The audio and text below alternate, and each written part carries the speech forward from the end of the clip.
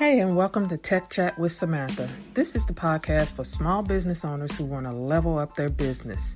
I'll be sharing with you best practices, tips, and how-tos on how to best implement automation and technology into your business. So come along for the ride and listen in.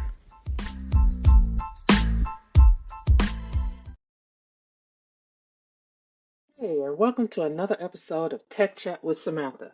Today, we're diving into the fourth system of the 6 systems you need to have in your business, the close system.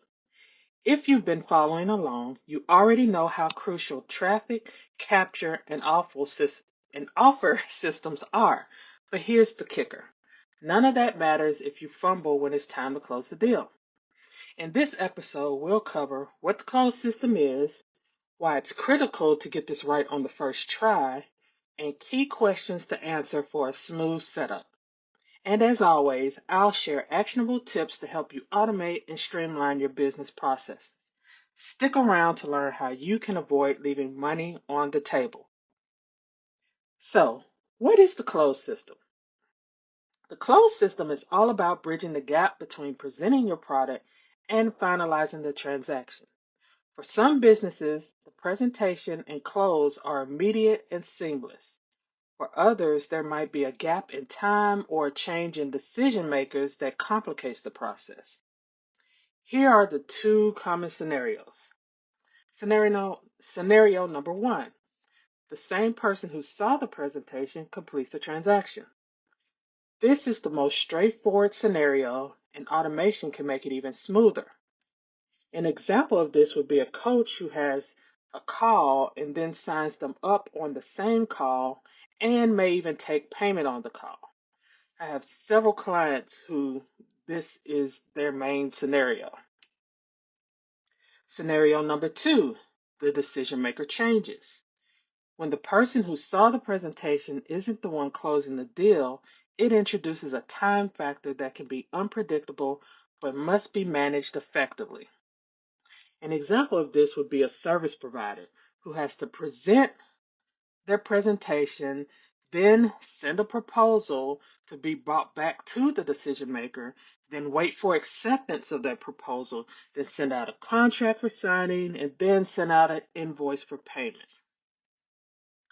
The goal of the closed system is to present your product or service, collect payment, preferably without human interaction at lower price points, and ensure higher ticket sales are supported by human involvement when necessary.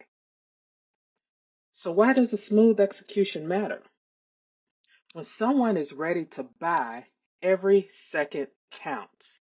A poorly executed close can lead to lost sales, customer frustration, and a tarnished reputation. Your close system needs to be seamless, efficient, and authentic.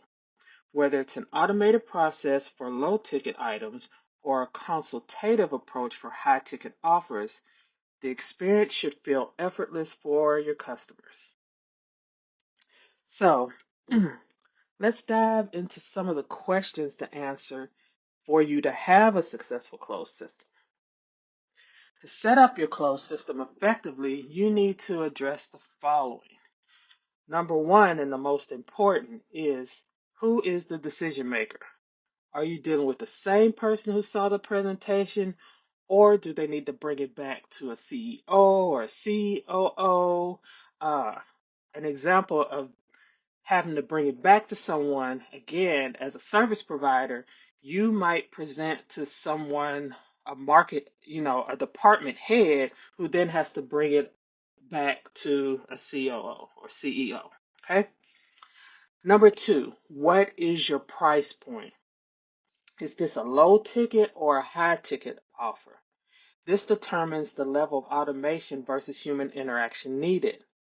So, say you sell courses or you sell a tangible product that's low ticket, like, I don't know, 37, 47, 97 price range. All that could be automated as far as close. But high ticket offers are more four figure and up, where you might have to explain value before someone pulls the trigger and says, yes, let me go ahead and get this. So, what is your price point? Number three, what payment methods which will you accept? So you want to make it easy for your customers to pay. I always like to have multiple ways to accept payment from a customer. This gives them choices and ensures a smooth transaction. So, do you offer credit card payment? Do you offer ACH payment? Do you use methods like Affirm and Klarna and where people who might not have the whole sum can at least make payments. Um, do you take paper checks? Do you take cash? What payment methods will you accept? Have that already figured out. Number four, how much time typically passes between the presentation and the close? Again, if you are in scenario one, the time between might be the time of the call. If it has to be brought back to the decision maker, that can be anywhere from days. I've seen closing take months. It just depends. So you want to use this insight to optimize your follow-up strategies, right? Um, Again, the coach who gets payment on the discovery call versus the service provider who might present some proposal, wait for acceptance, send out contract and invoice. Again, what is that time frame? And what is your strategy, depending on that time frame for following up? Because the follow up, and we'll talk about this two more systems down, that follow up is where the ball is usually dropped. Okay? And number five, what objections might arise during the close? You want to be prepared to address these proactively. Uh, a good way for you to do this is to prepare in advance. Brainstorm all of the objections that could come up while, presenting your offer, and then have a counterpoint that you can, to address that. How does your offer address that objection? How does it make it better? How does it serve that person? Have this prepared in advance, and you want to have some type of sales script or call script that you can follow so you're not caught off guard by these objections. Because let me tell you, the worst thing you can do is be on a sales call or in a presentation and someone brings up an objection and you're sitting there like wide-eyed, mouth open, like, I don't know. You don't want to be there. So have it prepared in advance to proactively address all of this and have a script that you can follow and read from so you're not caught off guard. And there's tons of ways you can um, get know what objections would come up for your particular product or service. That you can use AI to brainstorm with. You can use past calls and past clients to see, to find out what objections they had before working with you, testimonials, pull from all those areas so you can then prepare in advance. So, that is the closed system. Let's go over um, some key points before we wrap this up. Uh, Again, the closed system is just really you presenting your product and finalizing the transaction. You have usually two scenarios. You're either going to present and close at the same time, or you're going to present to one party and then have to wait on the actual decision maker to make the final decision to then close then. Okay? You're going to want to figure out, you know, your price points, your payment methods. You want to know, the time between presentation and close so you can use those insights to optimize your follow-up strategies.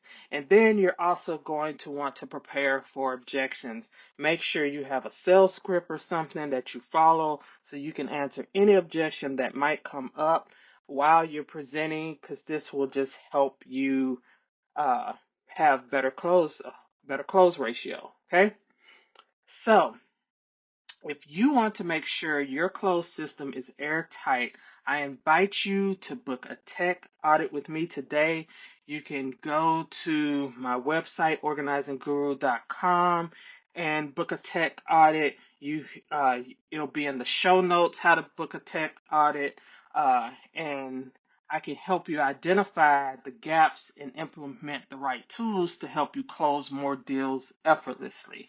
Also in the show notes, I'm going to link to previous episodes that talk about the 6 systems you need to have in your business.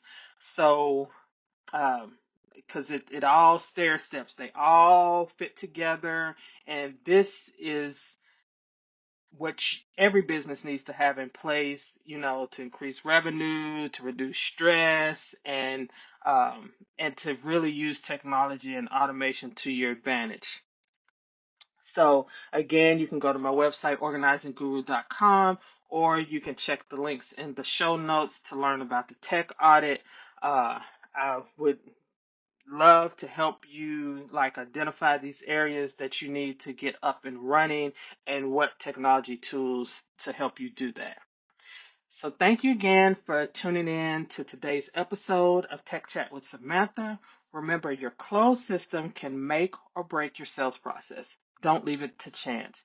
Join me next time as we continue unpacking the 6 systems your business needs in order to be automated and to elevate your business. And as always, happy automating.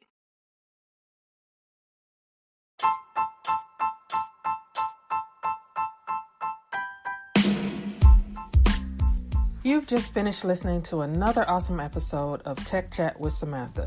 Be sure to share this with any business owners that you know who may be struggling with technology and automation. And be sure to visit us at organizingguru.com.